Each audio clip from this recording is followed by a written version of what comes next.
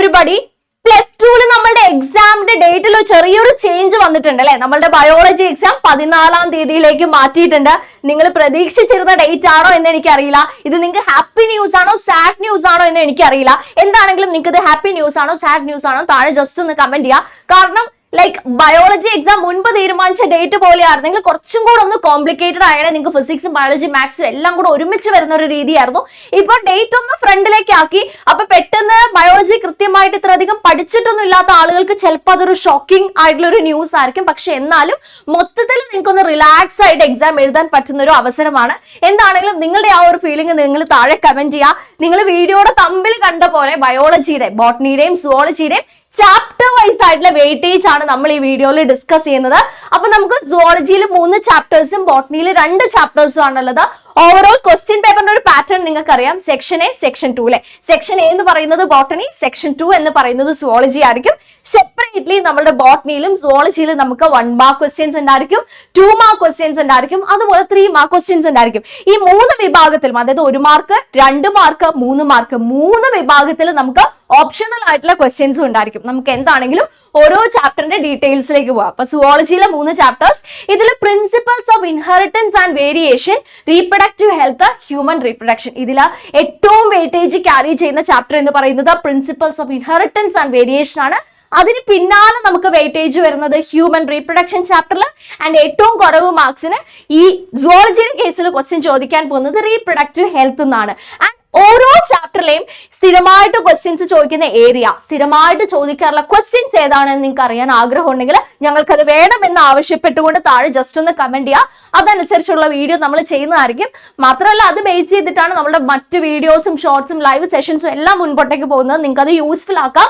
And നമ്മൾ expect ചെയ്യുന്ന number of weightage എന്ന് പറയുന്നത് പ്രിൻസിപ്പൽസ് ഓഫ് ഇൻഹെറിറ്റൻസ് ആൻഡ് വേരിയേഷനിൽ ഒരു 10 മുതൽ 15 മാർക്കിന് വരെയുള്ള ക്വസ്റ്റ്യൻസ് ആണ് നമ്മൾ പ്രതീക്ഷിക്കുന്നത്. ഹ്യൂമൻ റീപ്രൊഡക്ഷനിൽ ഒരു 10 to 12 മാർക്സിന്റെ ക്വസ്റ്റ്യൻസ് നമ്മൾ എക്സ്പെക്ട് ചെയ്യുന്നു. റീപ്രൊഡക്റ്റീവ് ഹെൽത്തിൽ നമ്മൾ ഒരു 6 to 8 മാർക്സിന്റെ ക്വസ്റ്റ്യൻസ് ആണ് എക്സ്പെക്ട് ചെയ്യുന്നത്. നമുക്ക് കറക്റ്റ് ആയിട്ട് ഇത്ര മാർക്കിനെ ചോദിക്കുള്ളൂ എന്ന് പറയാൻ പറ്റത്തില്ല. കാരണം നമ്മളിത് പ്രീവിയസ് ഇയർ ക്വസ്റ്റ്യൻ പാറ്റേൺ എല്ലാം അനലൈസ് ചെയ്ത് ഒരു എക്സ്പെക്ടഡ് ആയിട്ടുള്ള റേഞ്ച് ആണ് നമ്മൾ പറയുന്നത്. സ്ഥിരമായിട്ട് ഈ ഒരു റേഞ്ചിലാണ് ഓണം എക്സാമിന് നമ്മൾ ക്വസ്റ്റ്യൻസ് കാണുന്നത്. ഇനിയിപ്പോ നമ്മൾ ബോട്ടണിയുടെ കേസ് നോക്കുകയാണെങ്കിൽ ബോട്ടണിയിൽ 2 ചാപ്റ്റേഴ്സ് ആണുള്ളത്. സെക്ഷൽ റീപ്രൊഡക്ഷൻ, ഫ്ലവറിംഗ് പ്ലാന്റ്സ്, അതേപോലെ ബയോടെക്നോളജി, പ്രിൻസിപ്പൽസ് ആൻഡ് പ്രോസസ്സസ്. ഈ ബയോടെക്നോളജി എന്ന് പറയുന്ന ചാപ്റ്റർ ആണെങ്കിൽ കംപ്ലീറ്റ്ലി ഇല്ല. 11.2.3 വരെ, അതായത് നമുക്ക് ആ ബയോളിസ്റ്റിക്സ് എന്നൊക്കെ പറയുന്ന ഒരു മെത്തേഡ് ഉണ്ടല്ലോ, ജീൻ ഗൺ, ആ ഒരു പോർഷൻ വരെയാണ് നമുക്ക് എക്സാമിന് വരുന്നത്.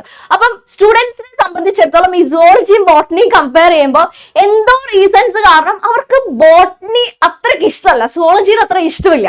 അപ്പൊ അതുകൊണ്ട് തന്നെ നിങ്ങൾക്ക് പ്രത്യേകിച്ച് biotechnology, principles and process chapter ആയിരിക്കും. അപ്പം ഇത് പറയുന്നതിനൊപ്പം ഞാൻ നിങ്ങളുടെ അടുത്ത് വീണ്ടും പറയാണ്, ഇതിലെ ഇമ്പോർട്ടന്റ് ആയിട്ടുള്ള ടോപ്പിക്സ്, അതായത് ഇതിനകത്തുള്ള എല്ലാ ടോപ്പിക്സും ഡീറ്റെയിൽ ആയിട്ട് നമ്മൾ ഡിസ്കസ് ചെയ്യുന്ന ഒരു വീഡിയോ നിങ്ങൾക്ക് നമ്മുടെ ചാനൽ അവൈലബിൾ ആയിരിക്കും. അതിനപ്പുറം നിങ്ങൾക്ക് ഇതിൽ എന്തെങ്കിലും പ്രത്യേകമായിട്ട് ഈ ടോപ്പിക് ഡീറ്റെയിൽ ആയിട്ട് വേണം, ഇന്ന ഈ ഒരു ചാപ്റ്ററിലെ ഈ ഒരു ടോപ്പിക് കൃത്യമായിട്ട് ഒന്നും കൂടെ ഒന്ന് ലഭിക്കണം എന്ന ആഗ്രഹം ഉണ്ടെങ്കിൽ അതും നിങ്ങൾക്ക് എന്ത് ചെയ്യാം, കമന്റ് ചെയ്യാം. ആൻഡ് 2 ചാപ്റ്റേഴ്സ് മാത്രം ഉള്ളത് കൊണ്ട് നമ്മൾ 2 ചാപ്റ്റേഴ്സിലും ഈക്വൽ വെയിറ്റേജ് ആണ് എക്സ്പെക്ട് ചെയ്യുന്നത്. നോർമലി സ്ഥിരമായിട്ട് അങ്ങനെ തന്നെയാണ് നമ്മൾ എക്സാമിന് കാണുന്നത്. അപ്പൊ നമ്മളെ സംബന്ധിച്ചിടത്തോളം ബോട്ടണിയില് കൂടുതൽ ഒരു ചാപ്റ്ററിന് കോൺട്രിബ്യൂട്ട് ചെയ്യാം, കുറച്ച് ഈ ചാപ്റ്ററിന് കോൺട്രിബ്യൂട്ട് ചെയ്യാൻ വിചാരിക്കാൻ പറ്റില്ല. Both are equal chapter. ശരിക്കും ബോത്ത് അല്ല, 5 ചാപ്റ്റേഴ്സ് ഈക്വൽ ആണ്. അപ്പൊ എന്താണെങ്കിലും എല്ലാവരും അടിപൊളിയായിട്ട് പഠിക്കുക. ആൻഡ് നിങ്ങൾക്ക് ഈ ഓണം എക്സാമിലേക്ക് വേണ്ടി ബയോളജിയുടെ കേസിൽ എന്ത് ആവശ്യമുണ്ടെങ്കിലും, എന്ത് റിക്വയർമെന്റ് ഉണ്ടെങ്കിലും, വെയിറ്റേജോ, ഇമ്പോർട്ടന്റ് ക്വസ്റ്റനോ, ഇമ്പോർട്ടന്റ് ഏരിയയോ, അല്ലെങ്കിൽ ഡീറ്റെയിൽ ആയിട്ട് ഈ ടോപ്പിക്കോ, ഡീറ്റെയിൽ ആയിട്ട് ഈ ചാപ്റ്ററോ എന്ത് വേണമെങ്കിലും നിങ്ങൾക്ക് താഴെ റിക്വസ്റ്റ് ചെയ്യാവുന്നതാണ്. ഒറ്റ കാര്യം കൂടെ പറയട്ടെ, സെക്ഷൽ റീപ്രൊഡക്ഷൻ, ഫ്ലവറിംഗ് പ്ലാന്റ്സ് നമ്മൾ 1 ഷോട്ട് എടുത്തിട്ടുണ്ട്.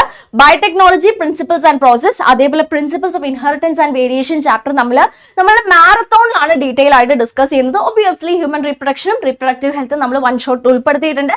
സോ നിങ്ങളുടെ എക്സാംസിന് നിങ്ങൾക്ക് ഫുൾ മാർക്ക് കിട്ടാൻ വേണ്ടിയിട്ട് എന്താണോ ആവശ്യം ആ റിക്വയർമെന്റ് നിങ്ങൾ താഴെ കമന്റിലൂടെ അറിയിക്കുക. അടിപൊളിയായിട്ട് പഠിക്കുക. All the best.